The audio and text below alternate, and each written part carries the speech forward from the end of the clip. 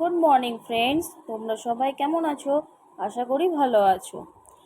আজ আমাদের জীবনে একটি বিশেষতম দিন, সেটা হচ্ছে শিক্ষক দিবস। আমাদের জীবনে আমরা প্রথম কিন্তু শিক্ষক বলতে একমাত্র মা বাবাকেই বুঝি। তারপর যত বেড়ে ওঠা, তার সঙ্গে স্কুল কলেজে প্রচুর শিক্ষক শিক্ষিকার সাথে পরিচিতি হওয়া। তো তাদের সকলকে প্রণাম জানিয়ে আজ আমি আমার ব্লগটি শুরু করছি। আজকে দুপুরের খাবারে ভাবলাম একটু পোলাও আর আলুর দম বানাবো। তো দেখো, তোমাদের সাথে গল্প করতে করতে আমি কিন্তু এখানে আমার পোলাও আর আলুর দমের জন্য রেডি করে ফেলেছি সমস্ত কিছু। তো পোলাওটা আগে একটু বসিয়ে নিই।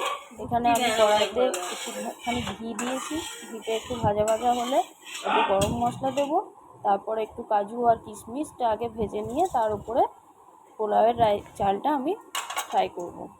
এর আগে যতবার আমি পোলাও রান্না করেছি কড়াইয়েই করেছি, কিন্তু আজকে ভাবছি একটু প্রেশার কুকারে ট্রাই করব।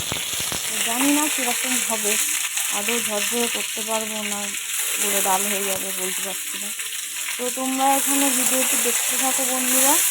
ভালো লাগলে একটা লাইক কমেন্ট শেয়ার করে অবশ্যই কিন্তু পাশে থেকো।